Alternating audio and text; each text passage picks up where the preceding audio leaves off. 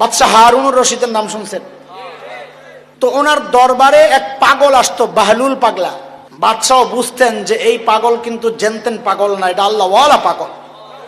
বাদশাহ হারুনুর রশিদ বলে রাখছেন, বাহলুল পাগলার জন্য আমার দরবারের গেট অল টাইম ওপেন, তাকে আটকানো যাবে না, যখন আসতে চায় তাকে আসতে দিবা।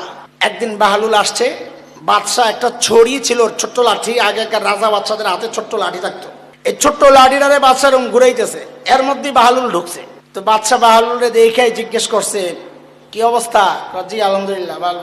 তো লাঠিটা দিছে বাহলুলের হাতে, কয় নেন নেন। কয় কি করুন? কয় আপনার চেয়ে বোকা কাউরে পাইলে ওরে দিয়ে দিয়েন। দেখছেন নাকি খুসাটা মারছে? তার মানে বাদশাহ বুঝাইলো আপনার চেয়ে বোকাও দুনিয়ায় কেউ নাই, দেওয়াও লাগবে না, এটা আপনি রেখে দিয়েন। আপনি রেখে দিয়েন এটা ডাইরেক্ট না বইলা কি বলে, আপনার চেয়ে বোকা যে তারে দিয়ে দিয়েন। তো বাহলুলের সরল